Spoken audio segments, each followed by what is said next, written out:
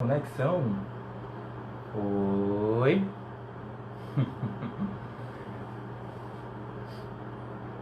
Oi, oi, oi.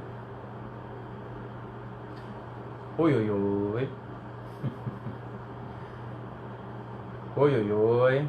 Galera entrando. Jairo, pontualíssimo, Jairo. Oi, oi, oi, Jairo.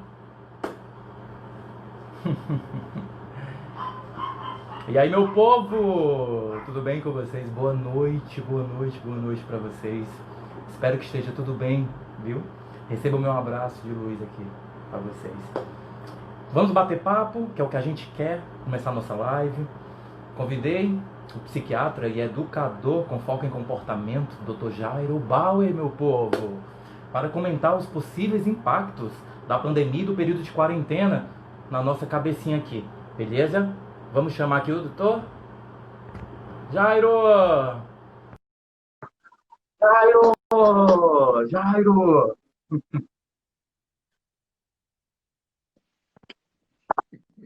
Boa noite! E aí, Manuel, boa noite. Tudo bom? Tudo bom? Como estão as coisas? Como estão as coisas por aí? Poxa, caminhando, né? Caminhando na medida do possível. Nossa saúde mental, né? Aqui cuidando, tentando esse equilíbrio de tudo. É, enfim, muita meditação, usando as artes nesse momento, como tudo, para esse acolhimento, né? Dessa nova ressignificação desses novos tempos. E por aí! Olha, por aqui também as coisas estão caminhando. A minha imagem está travando para você, Manuel, ou tá boa a conexão? Eu tô achando que tá dando umas travadinhas. Bem, eu tô te ouvindo, tá bacana até agora. Tá bom? Ah, então tá bom. Tá Então bom. seguimos. Se der Seguimos. algum problema, você me avisa que eu troco de rede aqui, tá? Tá. E E como é que aqui tá? também, né? A gente está aí vivendo esses momentos aí de pandemia, já são 6 meses, né, Manuel? E óbvio, impactou, acho que a rotina, a vida de todo mundo, né? Então, estou aqui, na verdade, eu moro em Florianópolis, né? Então, eu estou aqui em Florianópolis praticamente desde o início das medidas de isolamento, de deslocamento e tal. Então, eu fiquei aqui na minha casa e estou por aqui. Eu trabalho daqui, faço a maior parte das coisas de casa, saio bem pouco e estou tentando evitar aí aglomerações, enfim, né? Essas medidas todas que a gente sabe que nesse momento são necessárias. Você está onde, Manuel? Você está em Fortaleza? Fortaleza! Fortaleza, terra do sol, da alegria, do amor. Eita! Fortaleza, bem parecido com Floripa. Mas é na medida. É, vamos começar nosso papinho, né? Esse estresse Boa, bora lá. pós-traumático, esse estresse pós-traumático que, que agora é o nosso foco, né, o Jairo? Eu confesso que eu tô tranquilo, assim, com alguns pontos, porque eu já vim me preparando em relação a isso, mas eu estou percebendo, enfim, esse campo energético muito forte do pós-traumático agora, né, para algumas pessoas. Jairo, vamos começar falando quais são os sintomas e o que é esse estresse pós-traumático. Legal. Manuel, antes da gente falar dessa história da síndrome do estresse pós-traumático, eu queria só fazer, se você me permitir, assim, fazer uma rápida viagem ao início da pandemia, para a gente tentar Claro, entender mais ou menos o que aconteceu do ponto de vista emocional com as pessoas e por que a gente está falando nessa espécie de síndrome pós-traumática coletiva que a gente está esperando aí para os próximos meses, né? Então, assim, se eu fosse fazer um resumão, Manuel, bom, a vida de todos nós mudou radicalmente, né? As rotinas, os relacionamentos, as perspectivas de trabalho, de dinheiro, econômicas, as questões de medo, receio, ansiedade, sobrecargas de trabalho em casa. Então, tudo isso mexeu muito com a saúde mental, com a saúde emocional da gente.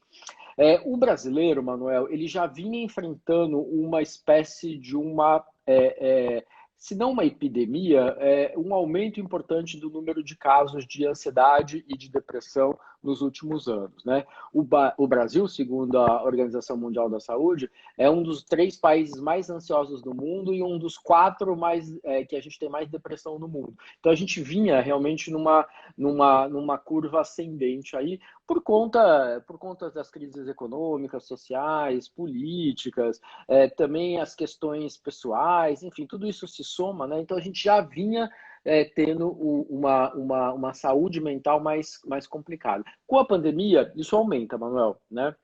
Então, a gente viu muito mais gente com quadros de ansiedade, de depressão, transtornos mesmo, né?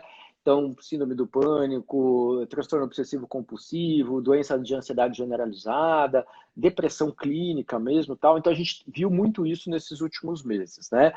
Gente que já tinha tido e estava muito bem, voltou a ter alguns sintomas, gente que estava compensada, descompensou, gente que nunca tinha tido nada, começou a ter algumas dificuldades.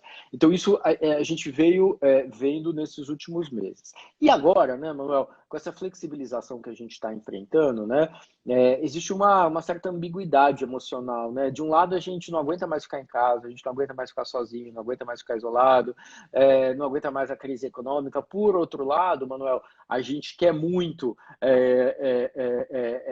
a gente quer sair. Então, assim, isso tudo faz a gente querer sair de casa porque a gente não aguenta mais. Mas a gente tem medo, tem receio, tem ainda insegurança em relação a voltar a trabalhar, voltar para a escola, voltar para as universidades, voltar a encontrar os amigos, tal. Então, essa ambiguidade entre esse desejo de querer sair e esse medo de sair tem feito muita gente oscilar também emocionalmente. Então, tem dia que você está bem, tem dia que você não está bem, tem dia que você está mais ansioso, menos ansioso e por aí vai. Então, acho que essa é a atual fase que a gente está. E aí, Manuel, a gente vai caminhar rapidinho aí para uma situação que a gente vai começar, né, em algum momento, a precisar sair mais de casa. E o que a gente tem discutido muito é que algumas pessoas estão vivenciando uma situação que lembra uma síndrome de estresse pós-traumático. E quais são os sintomas, né, Manuel? Então, assim, medo, receio de sair de casa, um quadro de ansiedade que te incomoda, que te deixa inquieto, que atrapalha teu sono, pensamentos recorrentes que vêm na tua cabeça em relação a medo de infecção, medo do vírus, medo da pandemia, sonhos que você começa a ter à noite, em que você vivencia essa tensão, esse momento de terror, de pânico que muita gente está enfrentando. Então, é uma combinação de ansiedade, né, com pensamentos que invadem tua cabeça de dia ou à noite quando você está dormindo e que te causam um desconforto, uma inquietação, uma angústia muito grande. E isso muitas vezes paralisa a pessoa, né, Manuel? Estresse pós-traumático a gente tem com alguma frequência em pessoas que vivenciaram um quadro de violência, um quadro de abuso, um quadro de bullying, um assalto, uma situação de guerra. Então são situações que envolvem medo, pânico, terror, né? E que depois, mesmo da situação resolvida, as pessoas continuam a reverberar essas emoções. Então, respondendo a tua perguntinha um pouco, quais são os principais sintomas, né? E, doutor Jário, sintomas estão claros, né? Agora, quando passa a preocupar esses sintomas, né? Porque isso aí que você falou, a gente está sentindo nesse momento, alguns deles, medo, insegurança, enfim, medo do amanhã e ansiedade, todos estamos passando por isso. Alguns em graus elevados, outros pequenos. Mas quando isso chega a um grau alarmante que está dominando a tua mente, que é isso, o que fazer nesse momento, Jairo? Manuel, eu acho que essa tua pergunta é super importante, né? Que é como lidar com esse momento de angústia, ansiedade que muitos estão vivenciando, né? E aí, Manuel, o que eu acho, assim, um pouco de ansiedade, ela faz parte da vida da gente, né? Ela é quase um mecanismo de alerta pra gente, né? Tipo assim, olha, alguma coisa está acontecendo, você precisa prestar atenção, você precisa tomar mais conta do que está à tua volta, das tuas emoções. Então, um pouquinho de ansiedade é um sinalizador que a gente precisa tomar mais cuidado. Agora, quando essa ansiedade começa a estar num grau muito elevado, muito forte, muito intensa, Manuel, o que acaba acontecendo é que ela paralisa a pessoa, né? Então, ela ou deixa a pessoa desesperada, né? Ou ela paralisa a gente de uma tal forma né, que a gente não consegue reagir, a gente fica em casa, a gente não consegue esboçar um plano, um projeto, uma rotina, e isso começa a impactar o dia a dia da gente, começa a impactar os planos da gente, começa a impactar os relacionamentos da gente. Então a gente tem um impacto para a vida da gente muito grande, né? Então, quando isso está incomodando, quando isso está impactando dessa forma, eu preciso fazer alguma coisa, né? E acho que assim, talvez a primeira medida que muita gente pode fazer e que as pessoas às vezes têm receio de fazer é falar sobre isso, né? Então, as pessoas têm a falsa sensação que se não tocar no assunto, né, isso aí desaparece, né? Vai para baixo do tapete, vai embora, ou a gente consegue empurrar para o fundo. Uma falsa ilusão que a gente tem, né? Pois é, mas é ruim, né? Porque a gente sofre, a gente começa a vivenciar essa história cotidianamente, a gente sofre muito, a gente tem dificuldade de lidar com isso. E daí, Manuel, o que eu acho que acaba rolando é que a gente segura para dentro da gente tudo isso, né? A gente não divide, não compartilha, não coloca para fora, né? E fica sofrendo, né? Então é muito curioso essa questão da saúde mental, né? Porque todo mundo está ligado na questão da saúde física, né? Então, eu estou me cuidando, pressão, diabetes, obesidade. Então, isso as pessoas entendem como fatores que impactam a tua saúde e a tua vida. Mas a saúde mental, as pessoas têm uma dificuldade maior de entender, né? É que isso também impacta profundamente a vida, a qualidade de vida da gente, a saúde da gente. Então, se eu não estou legal, né? Se eu não estou bem, a primeira coisa que eu tenho que fazer é não deixar isso cronificar, procurar alguma forma de ajuda. A primeira porta de saída pode ser falar com alguém, mesmo que não seja um profissional, um especialista, mas falar com alguém que pode te ouvir, te escutar, te acolher, um amigo, um parente, teu parceiro, tua parceira, enfim, né? É o primeiro passo para que você possa sair dessa situação. E se ele não estiver dando conta do recado, de repente ele te serve como um ponto de conexão, um ponto de contato, Manuel, com pessoas que podem te ajudar, redes de apoio, centro, o CVV, por exemplo, Centro de Valorização da Vida, um psicólogo, um psiquiatra, um profissional de saúde mental, enfim, alguém que possa te escutar e possa efetivamente ajudar caso seja necessário, né? Tem que procurar ajuda, né? A ajuda de todos os lados. O importante é você soltar isso, né? Tem, pode ter medo.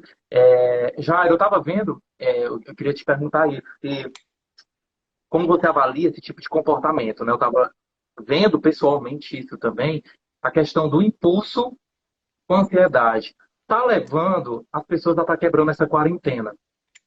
E o que é que tu acha desse tipo de comportamento, né? A maioria jovens, adultos, claro, e isso chega a me preocupar. Até que ponto esse impulso, até que ponto essa ansiedade. Estamos vivendo dois mundos paralelos, enfim. Tá o que é que você acha desse comportamento? Manuel, eu acho que é uma coisa que a gente tem percebido mais, né? São quase 6 meses, né, de isolamento. Em alguns estados, a situação começa a estabilizar, né, a melhorar um pouco, né? Então, as pessoas acham que não tem mais perigo, que não tem mais risco, né? E aí as pessoas não aguentam mais ficar em casa, as pessoas estão solitárias, as pessoas estão inquietas, as pessoas estão ansiosas. Aí as pessoas tomam decisões, né, às vezes por impulso, né? Mesmo, né? Então a gente tem visto nas praias, né, em São Paulo, no Rio, imagino que Fortaleza também, apesar das restrições, das proibições, as pessoas que vão para as praias, as pessoas que organizam festas, né, as escondidas, festas clandestinas, né, porque as pessoas elas querem, elas de um lado elas entendem que está numa situação difícil, mas elas não aguentam mais, né? Então elas querem romper isso, né? Então na avaliação delas, né, elas acham que correr esses riscos valem a pena, né? Agora é complexo, né? É complicado porque assim, apesar da gente estar numa situação agora, nesses últimos dias, e que parece que a gente está tendo realmente uma diminuição constante e regular dos novos casos e das mortes por coronavírus, pelo novo coronavírus, ainda é uma situação muito limite, né? É tudo muito novo. A gente vê que os países que começam a flexibilizar mais e que as pessoas rompem algumas barreiras básicas de cuidado, né, a gente tem de novo pequenos aumentos, né, em determinados grupos e determinadas populações, principalmente os mais jovens, né, Manuel? Exatamente o que você falou. Agora, verãozão lá na Europa, né, principalmente nas praias, o pessoal se aglomera nas praias, faz festa, faz isso, faz aquilo, então os casos começam a disparar. E é muito doido, né, porque assim, a única coisa que a gente pode fazer nesse momento o distanciamento, é evitar aglomeração, é usar máscara, se você sai na rua, enfim, né, você manter aquela distância das pessoas. É aquilo que a gente está careca de falar desde o começo da pandemia, né, é a única certeza absoluta que a gente tem.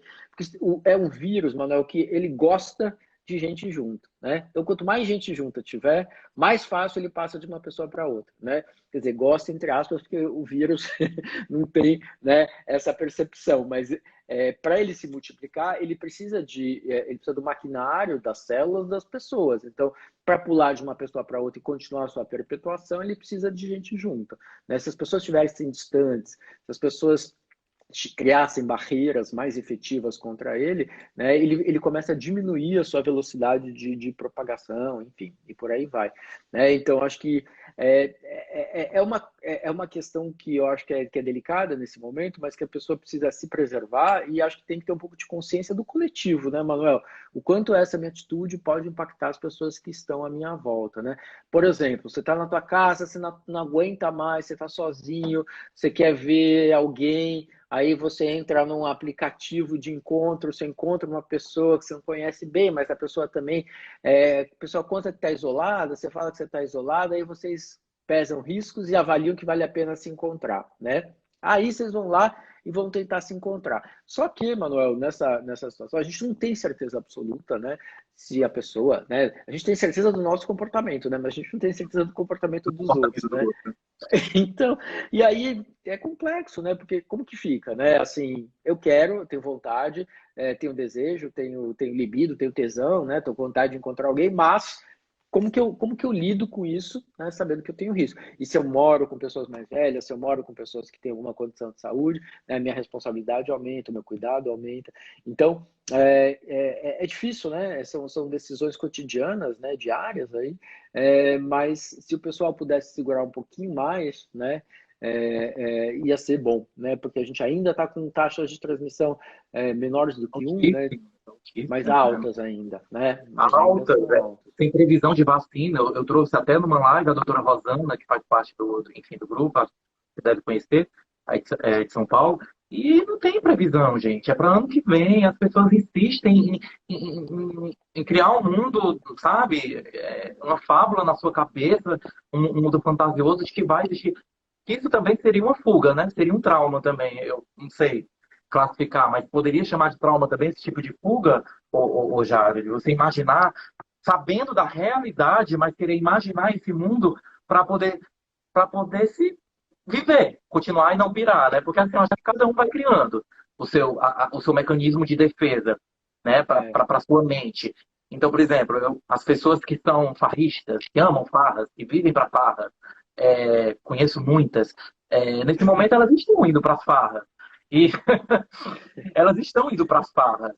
E a gente percebe na feição de cada uma, no momento que posta as fotos, enfim, aquele ato de desespero, de quando você consegue enxergar mais, aquele eu dentro guardadinho, mas gritando. Então isso me preocupa muito. Eu não sou psicólogo, tá? Mas me preocupa muito essa fase. Que tipo de sociedade a gente está construindo para amanhã? Está o corona paralelo, mas a gente está criando uma sociedade nova. São novos comportamentos e a gente não sabe como as pessoas vão responder a tantas adversidades. pois é, Manuel, eu concordo com você. Esse escapismo, né, essa negação, eu acho que é uma forma da pessoa lidar com questões emocionais dela, né? Ela não quer enxergar, ela não aguenta mais, ela está muito ansiosa, então ela cria esses mecanismos de negação, acho que como uma forma, né, de lidar com esse desconforto emocional que ela está tendo. Mas tem um dado de realidade, né? Infelizmente, a gente não consegue ignorar esse dado de realidade, né?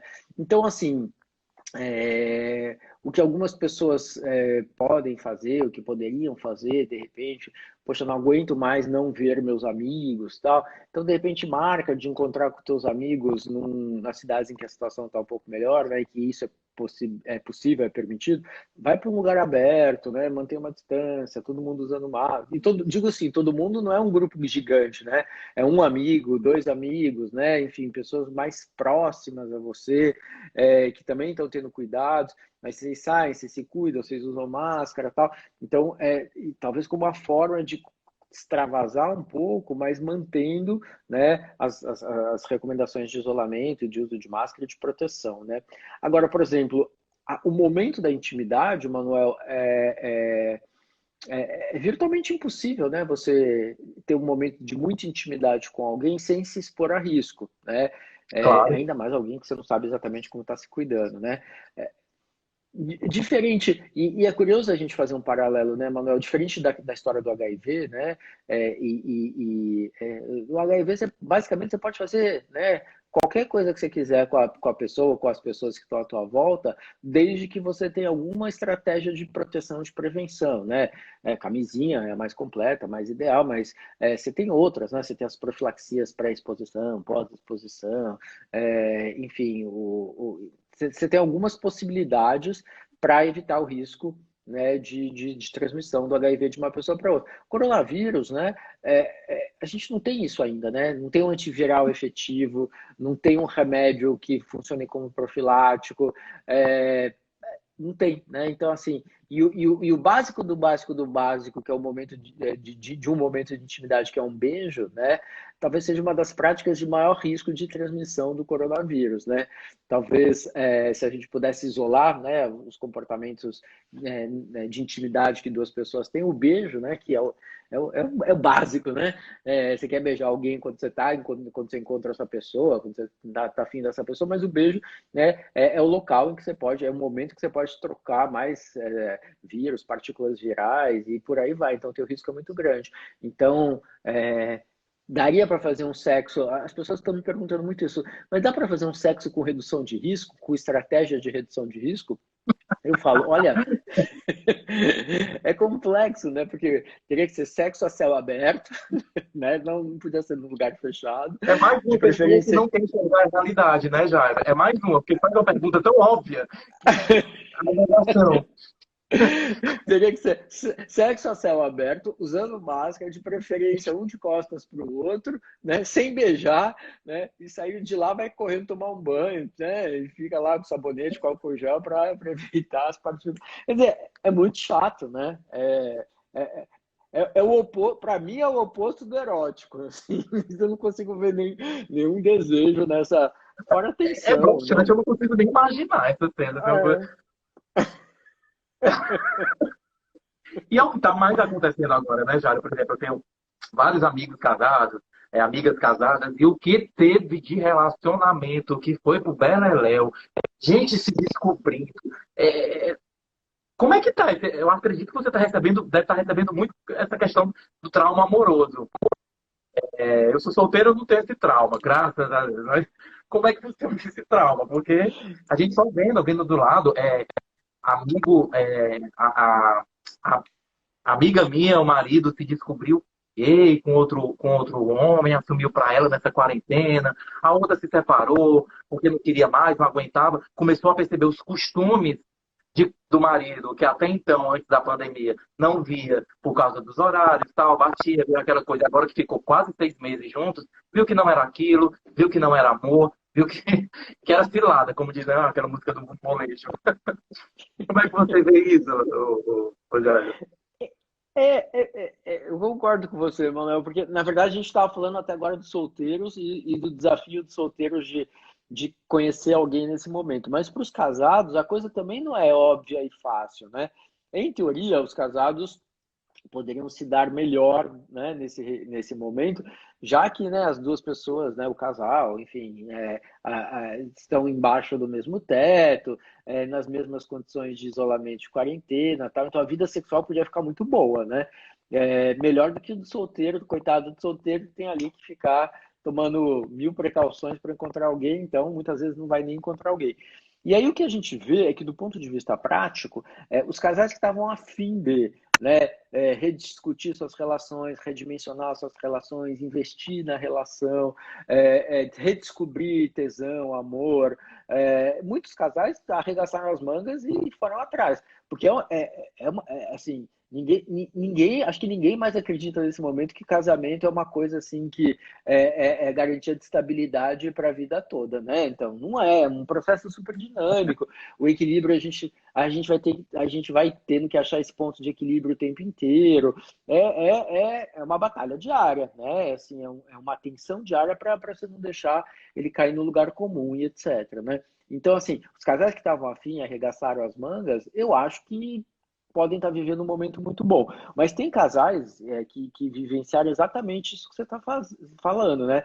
Porque o isolamento social foi relacionamento na veia, né? Então foi 24 por 24, 7 dias por semana, né? Acabou aqueles momentos de áreas verdes que um tinha do outro, né? Distanciamento, um vai para o trabalho, outro vai para o outro. Final de semana você sai com os teus amigos, teu parceiro, tua parceira sai com os amigos dele, dela, enfim, né? Você vai tendo possibilidades, né? Aí, alívios dessa situação, assim, né? Desse dia a dia. Agora, nesse momento de quarentena não teve jeito, né? Então, quem tá no casamento teve que enfrentar isso o tempo inteiro, né? 24 horas por dia. E o que você falou é absolutamente verdadeiro. Tem muita gente que, quando começa a flexibilizar, cai fora, né? A gente tem recorde de divórcio na China, em países na Europa, nos Estados Unidos, e mesmo no Brasil, acho que não vai ser diferente. A gente vai perceber Sim, um número muito grande de casais que estão se separando ou divorciando em função desse momento de pandemia, né? eu começo até a perceber que seria, né, tanto a questão da liberdade, que muitos sonhavam, almejavam, encantavam, via como um conto, e agora com a pandemia viu que é possível existir essa liberdade, e atrelada, claro, ao vamos viver o hoje. Eu acho que está muito presente isso agora, em muitas cabeças, enfim, eu sempre tive essa presença em mim de viver o hoje. Mas está intenso. Está todo mundo se preocupando no hoje, está todo mundo. A gente vê que, por exemplo, as redes sociais servem um pouco de espelho, né, da vida real, entre aspas, de alguém, mas a gente vê pessoas, eu pelo menos, círculo de amizades, que eu nunca viria uma pessoa postar determinada imagem ou vídeo por medo de uma exposição pessoal, enfim, alguma coisa, e agora tá no tudo, sabe? Postando 4 vezes ao dia, como se fosse acabar o mundo meia-noite. E eu não sei se isso é preocupante, porque isso pode também atrelar a um vazio depois, e caminhar junto com depressão. Seria esse caminho que agora está todo mundo tomando. O que é que você acha, cara? Eu acho que sim, Manuel. Essas pressões, né, do que a gente está vivenciando aí no dia a dia, essa, esse foco no aqui e agora, essa dificuldade de enxergar futuro, de enxergar a luz no fim do túnel, acho que está mexendo com o emocional de muita gente, né, Manuel? É, Se a gente for pensar, né, a gente tinha uma rotina que era mais marcada, né? Então, assim, durante a semana a gente trabalhava, no final de semana a gente descansava, né? Eventualmente a gente trabalhava, mas era diferente, tinha uma quebra. Você pegava o teu carro, o teu ônibus, a tua bike para ir para o teu trabalho, você tinha aquele momento de warm-up, né, de aquecimento para o trabalho, e na volta você tinha o teu cool down, né, teu resfriamento para você voltar para casa. Então você tinha o dia, a semana, o ano tinha mais ritmo, né, Manuel? A gente conseguia planejar feriados, a gente conseguia planejar férias, e aí de repente parou tudo, né, Manuel? Assim, ficou tudo muito igual, né? Segunda é igual a domingo, que é igual a sábado. Eu tô vendo o pessoal aqui que tá entrando no chat para falar com a gente. Tem uma galera que são as pessoas muito legais lá de Tocantins. A minha última viagem foi lá para Tocantins. Eu fui para o Parque Ecológico no Tocantins, passei carnaval Navegando nos rios, vendo tartaruga, Oh, vendo então, jacaré, ao lado da vendo, mãe natureza. pô, Estava muito vendo, bem, muito bem. tava muito feliz vendo as pessoas fazer mandioca, fazer farinha de mandioca, aprendendo a fazer farinha de mandioca. Foi muito bom. Foi uma viagem para dentro, assim, para dentro do país, para dentro de mim, para dentro do Parabéns. Rio. E foi muito legal. E agora eu estava pensando que foi minha última grande viagem, né? Porque a gente já estava na virada, né? Na vigência, né? Do início dos primeiros casos no Brasil e tal. A gente imagina que no carnaval o vírus já estava circulando muito aqui no Brasil, né? Então, é, então é isso, assim, eu tinha férias, eu pensava, eu tinha feriado, você tinha essas quebras de ritmo, né? E agora ficou tudo muito igual. Então, acho que assim, essa mudança da rotina, essa questão que você trouxe de todo mundo ficar em casa o tempo inteiro, de você poder ter menos saídas, respiros, né? Acho que tudo isso vai impactando, vai sobrecarregando, né? E aí, se a gente não põe atenção nisso, se a gente não toma cuidado com isso, né, a gente corre o risco de entrar assim num quadro que pode levar a gente a uma depressão, a um transtorno de ansiedade, né, que a gente falou no comecinho, né? Depressão ou até mesmo um surto, né? Me veio agora na mente a questão do surto, Jairo. É verdade, assim, numa situação de pressão muito forte, né, muita gente, Manuel, descompensa, né? E essa descompensação tem diversas possibilidades, diversas válvulas de escape. Uma delas é uma possibilidade de ter uma crise emocional aguda muito grande e até um surto, né? Um surto, quando a gente fala em surto, a gente fala normalmente de uma quebra de contato com a realidade, um surto psicótico, por exemplo, né? Então, por exemplo, pessoas que já tiveram história de surtos psicóticos, pessoas que têm esquizofrenia, pessoas que estão num quadro depressivo muito grave e entram num quadro delirante, né? Pessoas que, por exemplo, podem estar que têm transtorno bipolar e entram numa fase de mania, podem eventualmente ter também aí, junto com isso, um surto. Então, essas questões elas podem vir, né, em momentos agudos como esses que a gente está vivendo, né, Manuel? Então, de novo, assim, é, a gente tem as pré-condições para que a questão emocional da gente esteja em xeque o tempo todo. Se a gente não cuida dessa saúde emocional, dessa saúde mental, isso pode se agravando e ter diversas portas de saída, né? Uma delas é essa questão dos surtos. Quer ver outra coisa que a gente tem visto muito, Manuel? A gente falou de depressão, falou de ansiedade, você citou agora a questão dos surtos, você falar dos surtos me fez lembrar de uma coisa. A gente tem percebido a galera com muitas pessoas com comportamentos compulsivos, né? O que que é uma, o que Sim, que é uma, o que que é uma compulsão, né? É um comportamento, um gesto, um ato repetitivo que aparece numa tentativa de você lidar com uma ansiedade, com um desconforto emocional, né? Então, por exemplo, eu fico muito angustiado, ansioso, eu vou fazer algum tipo de comportamento para buscar um alívio ou para buscar uma recompensa. Então a gente tem visto muito mais gente jogando jogos patológicos, né? Jogos compulsivos na internet, jogar dinheiro, essas coisas.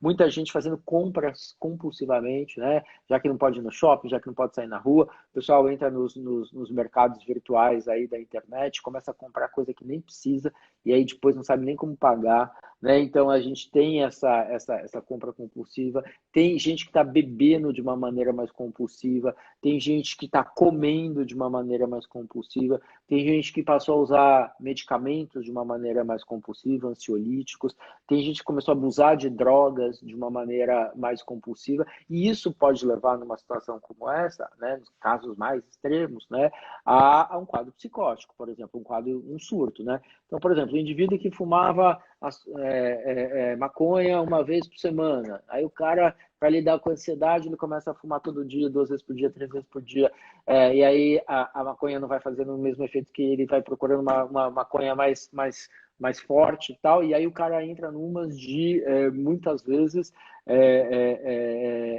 caminhar para um quadro de ansiedade, quase uma descompensação, um ataque de pânico, por exemplo, uma crise de ansiedade, né? Isso pode acontecer com alguns tipos de substância, alguns tipos de droga, maconha, por exemplo, e maconhas mais fortes. Quando a pessoa tem uma tendência, pode vir a ter um surto desencadeado pelo uso de substâncias também. Então, só para te contar que esses comportamentos mais compulsivos estão, né, mais presentes e que é uma forma, né, da pessoa tentar lidar com a ansiedade, mas que normalmente não resolve, né, só agrava ou piora a situação, né? Ou já, como psiquiatra, assim, o que é que você aconselha nesse momento assim, de alguma atividade, alguma coisa que trabalhe isso para não chegar, né? Eu, pelo menos, nessa quarentena, eu já fazia, né, minhas meditações e eu intensifiquei como nunca, né? Fixei um horário, enfim, porque elas antes da quarentena eram perdidas, né? Tal, fazia no tempo, fazia à noite, fazia em qualquer horário. Mas agora eu fixei, que é logo pela manhã, enfim, aquele equilíbrio, aquele respirar, o olhar para dentro e você cuidar para prosseguir o dia. Isso me manteve presente, eu tô super, que eu acho que é isso que o novo mundo, né? Que a gente vai ter pela frente é esse, a gente caminhar para o equilíbrio, né? Pro interior. E o que é que você acha, assim, de cuidados? Porque a atividade física é o padrão, né? Enfim, acho que a atividade física, para algumas pessoas, trabalha a saúde mental, né? Porque você para algumas pessoas que estão felizes com aqueles corpos que tem que ter e se perderam na quarentena, agora que estão voltando a fazer atividade física, estão resgatando sua autoestima. Mas, enfim, outras coisas, Jair. Manuel, eu acho super importante essa pergunta, né? Como a gente tentar manter a saúde mental em dia, em ordem, né? Nesse momento que a gente está vivendo. E aí você já falou algumas coisas que são super importantes, né? Eu acho que a rotina é uma coisa importante. Mesmo uma rotina diferente, é importante você ter uma rotina, né? Você ter uma programação mais ou menos, pode mudar, né? Mas do que você vai fazer no dia, do que você vai fazer na semana, né? Você tem um planejamento, isso é muito importante, mesmo não saindo de casa, né? A segunda coisa que eu acho importante é essa coisa da atividade física. A atividade física ajuda mesmo na manutenção da saúde mental, não só, né, do ponto de vista de você ficar melhor com a tua aparência e tal, e isso melhorar a tua autoestima, mas até do ponto de vista do exercício físico mesmo, de liberação de substâncias que ajudam a gente, né, na manutenção do nosso bem-estar, da nossa saúde mental. Então, a atividade física é importante também. Uma alimentação de qualidade também é importante, né, Manuel? Se eu começo a comer muita comida industrializada, só porcaria, só fast food, isso também não é legal, né? A gente sabe hoje que o pessoal brinca que o intestino é o segundo cérebro, mas tem muito a ver, né? O que você come tem um impacto profundo Claro, na tua saúde física e nas tuas emoções, então é importante a alimentação também. Manuel, dormir bem, né, é uma coisa que é um desafio para muita gente nesse período, e se a pessoa começa a dormir mal, né, tudo isso que a gente está falando de saúde mental pode piorar e muito, então tem que buscar fazer uma higiene do sono, né, se preparar para dormir um pouquinho antes de dormir, desligando dos gadgets do celular, das plataformas digitais, das telas, e, né, diminuindo a luz, diminuindo os estímulos, se acalmando um pouco para você poder dormir bem, isso é muito importante também, né? Essas atividades que buscam foco e concentração, você falou da meditação, né? Eu acho que são super importantes. Tem gente que consegue manter foco com meditação, tem gente que consegue manter foco com yoga, tem gente que consegue manter foco com treinos de respiração, tem gente que consegue manter foco rezando, né? Tendo uma fé, seguindo uma religião. Tem gente que consegue manter o foco assistindo uma série que gosta, lendo um livro que curte, ouvindo uma música relaxante. Então, acho que isso tudo que a gente está falando é você criar na tua rotina uma área verde, um momento em que você se dedica a você mesmo, né, Manuel? Que não adianta nada, né? Você acordar às 7 horas da manhã, cuidar do cachorro, do gato, do papagaio, do periquito, da mulher, dos filhos, da casa, das compras, do trabalho, né?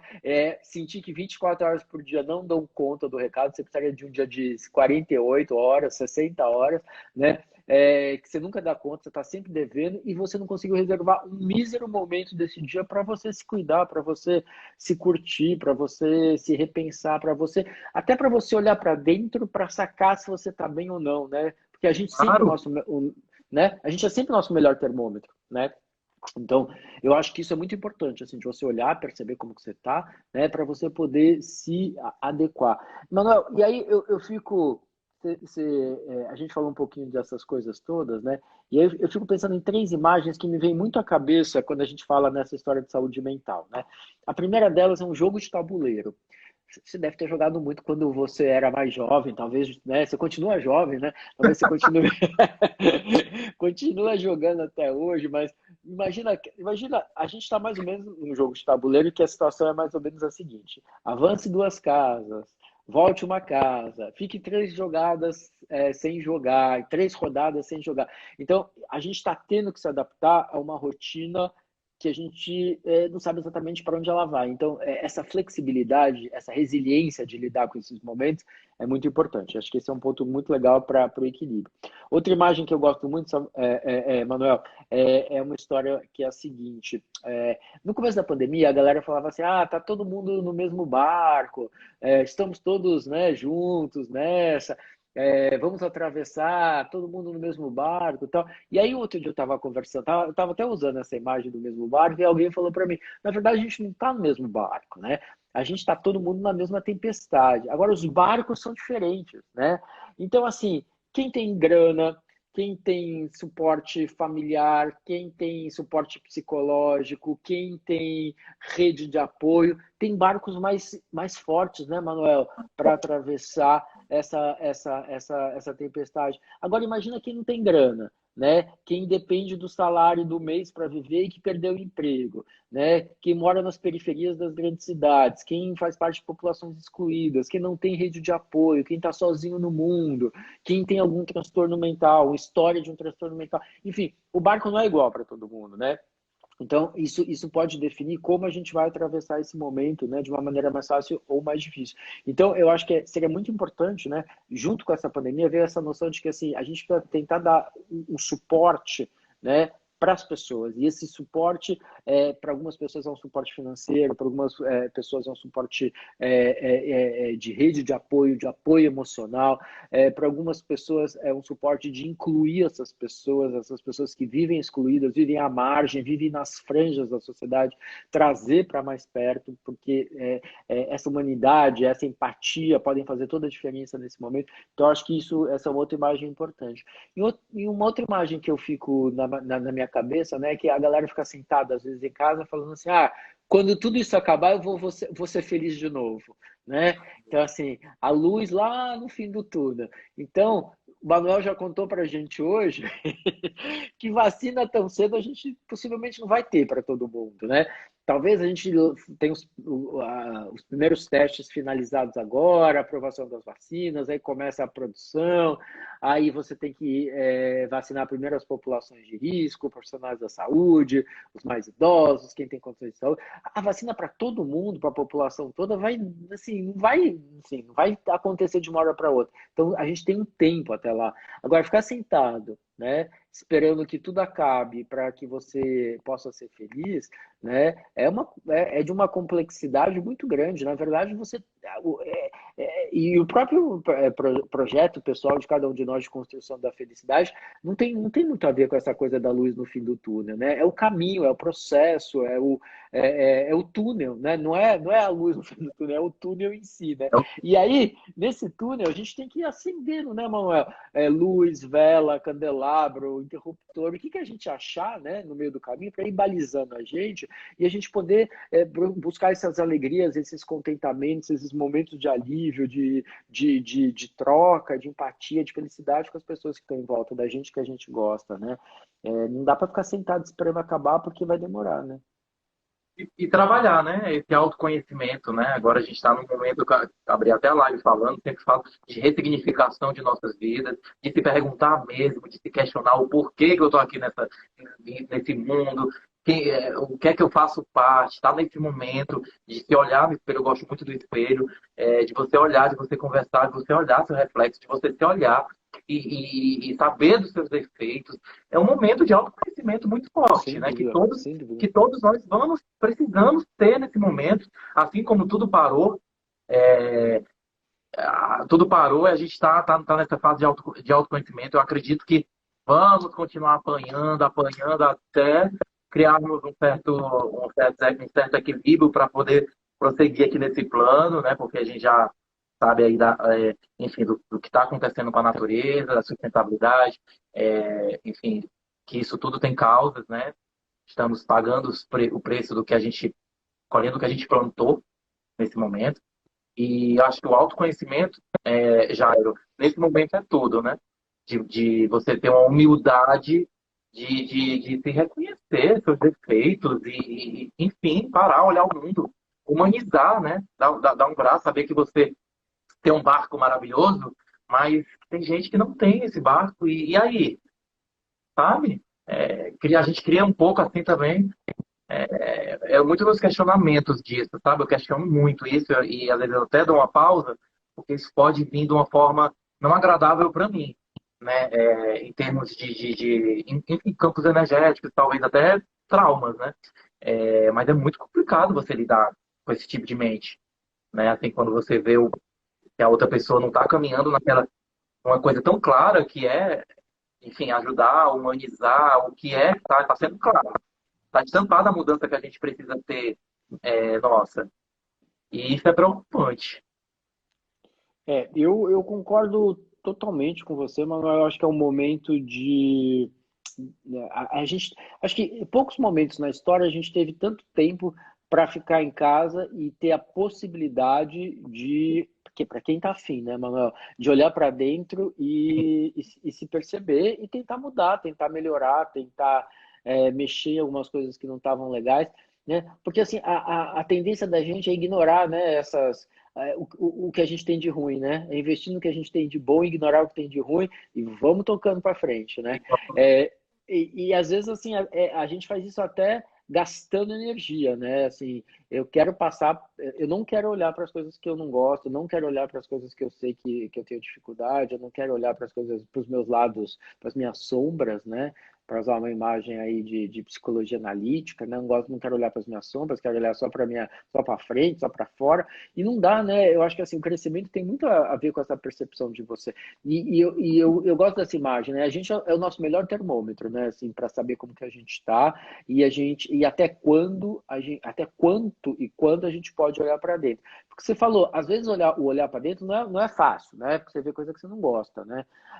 Então, às vezes, é duro fazer isso sozinho, às vezes, não é à toa que as pessoas buscam as terapias, né, como forma de ter alguém que as guie nesse processo de autoconhecimento, né, terapias pela fala, terapias corporais, enfim, né, mas alguém que ajude a pessoa a entrar em contato com as suas questões que incomodam, né.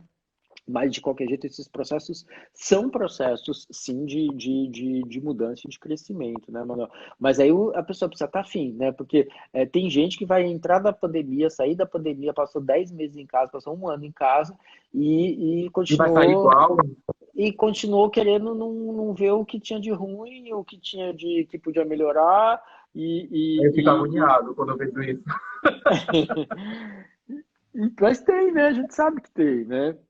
Então, Aí a gente volta, né? É o livre-arbítrio, né? É o livre-arbítrio do cidadão, né? Se não mudar aqui, enfim. hum, Vamos viver, não vamos carregar isso, né? Vamos fazer a nossa parte. Que cada um fazendo a parte, o negócio dá certo, o negócio anda. Já, para a gente encerrar, estamos agora começando setembro, né? Mês da primavera, da renovação. E também um mês marcado pelo suicídio, né? Pelos índices altos de suicídio. Eu sempre estou falando do suicídio ao longo do ano. Eu não gosto de uma coisa específica de data, enfim, às vezes é alarmante. Falei na live passada e eu li essa semana também, que me deixou muito impressionado, a questão a cada 10 mortes, 8 são de homens, né? Então, a gente vê esse quadro, é muito impressionante também. E suicídio está caminhando para ser um novo corona, né? As pessoas não estão aguentando, muitas não estão querendo se permitir a essa busca, muitas não estão aguentando a pressão e vão para o mais fácil, né? Que é a fraqueza. Manuel, a gente está começando em setembro, né? Você tem toda a razão. Começamos, na verdade, terça-feira, né? Hoje já é dia 2. Então, eu tava E, dois, três. e a primavera começa dia 20 e pouco, né? Mas setembro é muito interessante do ponto de vista da saúde mental, porque é o mês, né, que a gente trabalha a questão da prevenção ao suicídio e a importância dos cuidados com saúde mental, né? Esse Setembro Amarelo é uma campanha encampada pela Associação Brasileira de Psiquiatria e pelo Conselho Federal de Medicina desde 2014, né, como uma forma de desmistificar, quebrar o tabu em relação à história do suicídio, né? Durante muito tempo, Manuel, a gente achou que não falar era a melhor estratégia, né? E a gente sabe que não é verdade. O silêncio, nesse momento, não ajuda, não é bom. É importante a gente falar, é importante a gente identificar riscos, é importante a gente trabalhar a questão da prevenção ao suicídio. São 12 mil suicídios por ano no Brasil, mais ou menos 32 suicídios por dia, né? Em alguns países no mundo, o suicídio é uma das, se não a principal, uma das principais causas de morte, principalmente entre os mais jovens. Aqui no Brasil, ele é mais comum mesmo entre os homens do que entre as mulheres. As mulheres tentam mais, mas os homens, eles se matam mais, né? Então tem mais para cada esse número de 12 mil suicídios que eu te falei que a gente tem no Brasil todos os anos, a gente estima que existam de 10 a 20 vezes mais tentativas, né? Então possivelmente a gente está trabalhando com uma 120 a 240 mil tentativas de suicídio no ano, né? Entre os homens, o suicídio é mais comum, principalmente pelas pressões sociais. Essa questão ainda, a gente fala tanto da importância de discutir, né, esse machismo estrutural, esse machismo tradicional, porque ele coloca o homem, às vezes, em becos completamente sem saídas, né? O provedor, o cara que trouxe sempre dinheiro para casa, perde emprego, perde trabalho, a empresa vai à falência, ele se sente desmoralizado, ele sente que ele deixou de ter um papel social, uma importância social, não consegue cumprir a Não permite função a dele. passividade, não permite de forma alguma. Exatamente. E aí ele cai nessa armadilha que o machismo prepara para nós homens, né? Esse machismo estrutural prepara para os homens, que é esse beco sem saída. Então, muitas vezes, ele recorre ao suicídio. Eu não acho que o suicídio é a saída mais fácil, eu sempre acho que é a mais difícil, né? Porque você tem, de um lado, você tem esse instinto de tentar viver o máximo que você puder, do outro lado, você tem, às vezes, esse impulso de tentar tirar a tua vida para aliviar uma situação social, uma situação emocional, uma situação amorosa, às vezes, né? Que a pessoa não consegue lidar, né? Por isso que quando a gente fala de discutir, eu sei que o assunto não tem nada a ver com o que a gente está falando aqui, mas quando a gente fala de discutir gênero nas escolas, em casa, a gente também está falando disso, né? A gente está falando de tornar a vida mais fácil para as mulheres, obviamente, né? Porque elas são as principais vítimas desse machismo estrutural, mas também da gente melhorar a vida dos homens, né? Reduzir essas pressões, essas cobranças que muitas vezes colocam a gente em ciladas, né, em becos sem saídas, que muitas vezes levam à história do suicídio. Então, sem dúvida nenhuma, Manuel, é o mês da gente falar sobre isso e da gente investir, né, na questão da saúde mental. Mais de 90% das causas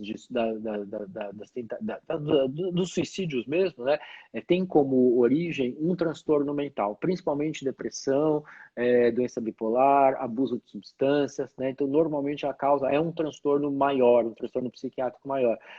Por isso a importância, mas o que a gente fala assim, ninguém entra num quadro de um transtorno psiquiátrico de uma hora para outra.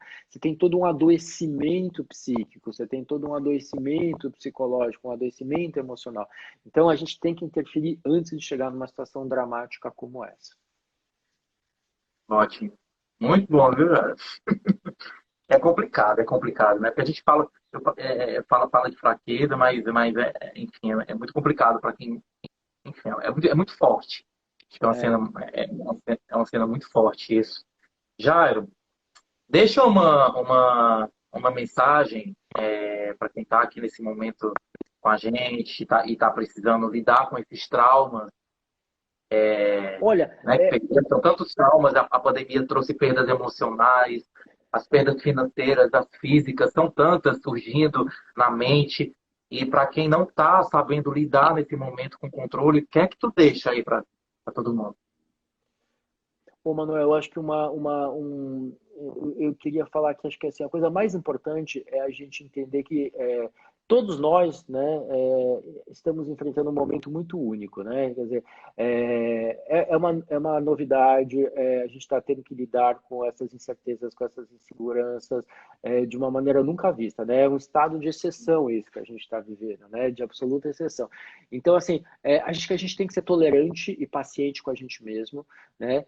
Para a gente poder ser tolerante e paciente com o outro, com quem está com a gente em casa, com quem a gente vai cruzar na rua, eventualmente no ambiente de trabalho, né? Então, tolerância e paciência.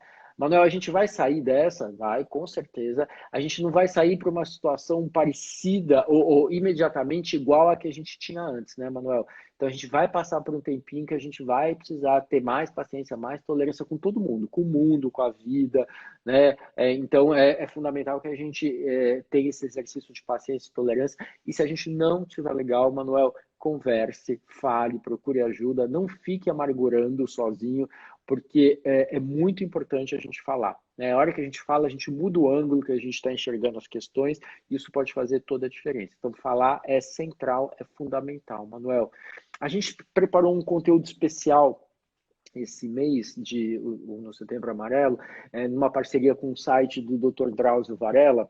A gente tem, dentro do projeto do Drauzio, tem um podcast que chama Entre Mentes, e a gente ampliou o alcance do Entre Mentes esse mês, né?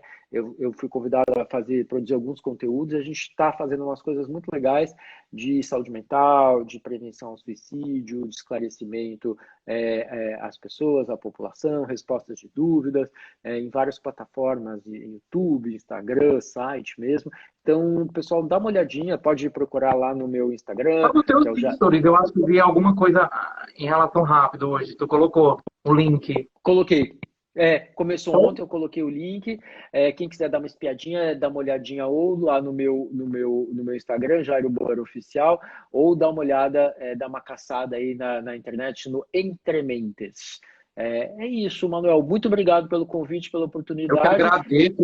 Eu quero já convidar para a gente voltar depois com outros assuntos, né? Porque são tantos que permeiam a nossa mente, né? E ó, hein? Você vai ser meu guia em Fortaleza quando eu for visitar aí vocês. Oi? Você vai ser meu guia. Você vai ser meu guia em Fortaleza quando eu for visitar a cidade. Bora! Será muito bem-vindo. Tô com saudade. Valeu, Jairo. Vai dar tudo certo. Vai chegar o momento certo. Valeu, abraço. Obrigado. Boa noite a todo mundo que nos assistiu aí. Valeu, pessoal. Obrigado. Valeu.